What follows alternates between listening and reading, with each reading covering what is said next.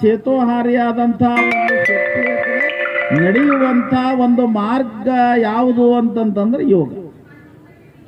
ಅಪ್ಪಿಕೊಂಡಾಗ ಮಾತ್ರ ನಾವು ಮುಂದೆ ಹೋಗಲಿಕ್ಕೆ ಸಾಧ್ಯ.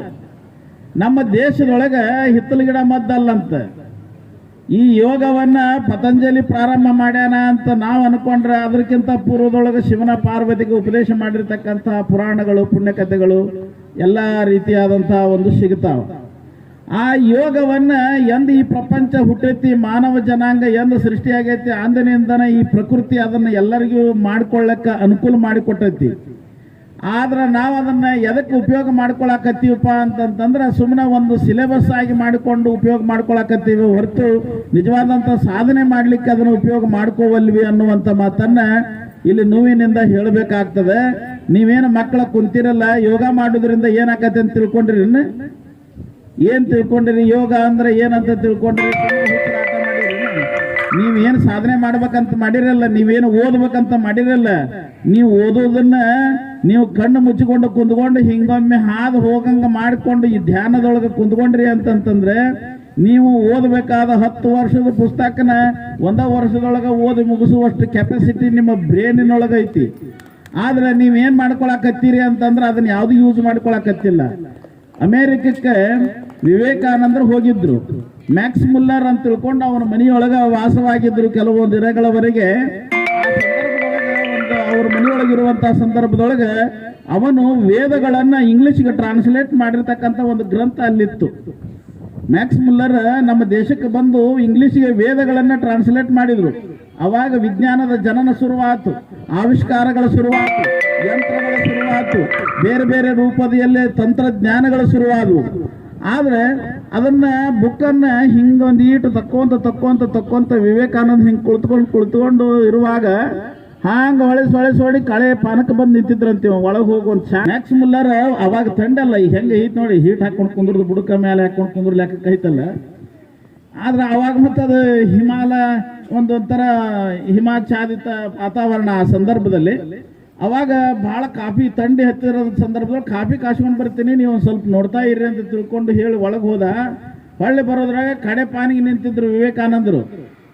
ಹೊಳ್ಳಿ ಬರೋದ್ರಾಗ ಕಡೆ ಪಾನಿಗೆ ನಿಂತಿದ್ರು. ಇಷ್ಟು ದೊಡ್ಡ ಗ್ರಂಥ ಅದು ಟ್ರಾನ್ಸ್ಲೇಟ್ ಮಾಡಿದ್ದು ವೇದ, ಋಗ್ವೇದವನ್ನ ಟ್ರಾನ್ಸ್ಲೇಟ್ ಮಾಡಿದ್ದ ಮ್ಯಾಕ್ಸ್ ಮುಲ್ಲರ್.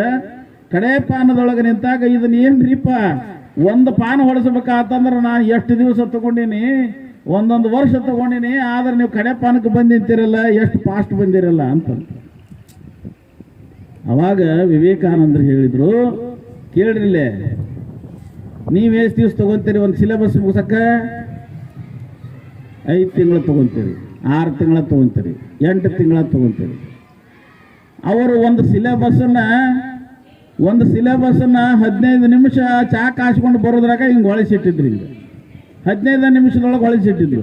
ಇದು ಒಂಥರ ಮ್ಯಾಜಿಕ್ ಅಂತ ಏನಿಲ್ಲ, ಇದು ಎಲ್ಲರಿಗೂ ಆಗುವಂಥದ್ದು. ಅದು ನಿಮ್ಮೊಳಗೆ ಐತಿ, ನನ್ನೊಳಗೆ ಐತಿ, ಎಲ್ಲ ಈ ಪ್ರಪಂಚದೊಳಗಿರುವಂಥ ಎಲ್ಲ ಮನುಷ್ಯರೊಳಗೂ ದೇವ್ರು ಕೊಟ್ಟು ಕಳಿಸ್ಯಾನ. ಯಾರಿಗೂ ಪಕ್ಷಪಾತ ಮಾಡಿಲ್ಲ.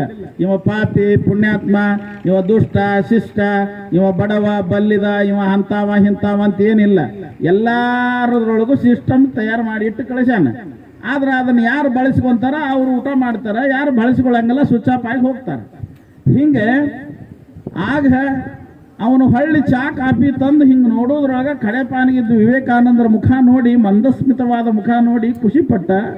ಏನ್ರಿ ಮಹಾಸ್ವಾಮಿ, ಏನು ನೀವು ಎಷ್ಟು ಲಗುನ ಜಲ್ದಿ ನೀವು ಕಡೆ ಪಾನಿಗೆ ಬಂದಿರಲ್ಲ, ಏನು ಅರ್ಥ ಮಾಡಿಕೊಂಡಿದ್ರೊಳಗ, ನಿಮ್ಗೇನು ಕೇಳಬೇಕಾಗೈತಿದ್ರಾಗ ಅಂತ ಕೇಳಿದ್ರು ವಿವೇಕಾನಂದ. ಕೇಳ್ಬೋದನ ಹಂಗಾರ, ಎಷ್ಟು ಶಾಣೆತನ ಐತೆ ಅಂತಿರಲ್ಲ, ಹೊಳ್ಳಿ ಇಷ್ಟು ದೊಡ್ಡ ಗ್ರಂಥ ಹೊಳಿಸಿಟ್ರಿ, ಕೇಳ ನಾನು ಅಂದ. ಕೇಳ್ರಿ, ಚಹಾ ಕುಡ್ರಿ ಹಂಗಾರ ಕೇಳ್ತೀನಿ ಅಂತ ತಿಳ್ಕೊಂಡು ಇಬ್ರು ಕುತ್ಕೊಂಡು ಎದುರು ಬದ್ರು ಚಹಾ ಕುಡಿದ್ರು. ಹೊಳಸ್ರಿ ಪಾನ ಅಂತ ತಿಳ್ಕೊಂಡು ಮ್ಯಾಕ್ಸ್ ಮುಲ್ಲರ್ ಆ ಋಗ್ವೇದದ ಕೆಲವೊಂದು ಋಕ್ಕುಗಳನ್ನ ಅದನ್ನ ವಿಶ್ಲೇಷಣೆ ಮಾಡುವಂತ ಒಂದು ಬಗೆಯನ್ನ ಹೆಂಗೈತಿ ಅನ್ನೋದನ್ನ ನೋಡ್ಬೇಕು ಅಂತ ಕೆಲವೊಂದು ಪ್ರಶ್ನೆಗಳನ್ನು ಕೇಳಿದ್ರೆ ವಿವೇಕಾನಂದರು ನಿರರ್ಗಳವಾಗಿ ಎಕ್ಸ್ಪ್ಲೇನ್ ಮಾಡಿದ. ಆ ಸಂದರ್ಭದೊಳಗೆ ಅವಾಗ ಅವನು ಆಶ್ಚರ್ಯಚಕಿತನಾದ, ಆಶ್ಚರ್ಯ ಭರಿತನಾದ. ಏನಿದು, ಯಾವ ಪವರ್ ಇದು ಅಂತ ಕೇಳಿದವ. ನಾವೆಲ್ಲ 25-30 ವರ್ಷ ಇದಕ್ಕೆ ಜೀವನ ಸವಿಸಿವಿ, ಇದನ್ನ ಮಾಡಾಕಂತ ತಿಳ್ಕೊಂಡು ಹಿಂದೂಸ್ತಾನದಾಗ ಬಂದು 10 ವರ್ಷ ನಾವು ತಪಸ್ಸು ಮಾಡಿದ್ವಿ. ಅಲ್ಲಿಂದ ಇಲ್ಲಿ ತಗೊಂಡು ಬಂದು ಇದನ್ನೆಲ್ಲ ಭಾಳ ವಿಶ್ಲೇಷಣೆ ಮಾಡಿ ಇಟ್ಕೊಂಡಿವಿ. ಇದನ್ನ ನೀವು ಒಂದು ಸ್ವಲ್ಪ ಟೈಮ್ದೊಳಗೆ ನೀವು ಮುಗಿಸಿದ್ರಲ್ಲ, ಏನಪ್ಪ ಇದರ ಹಕ್ಕಿಗತ್ತು ಅಂತ ತಿಳ್ಕೊಂಡು ಕೇಳಿದಾಗ ಅವರು ವಿವೇಕಾನಂದರು ಹೇಳಿದರು, ಇದೇ ಯೋಗ, ಇದೇ ಯೋಗ.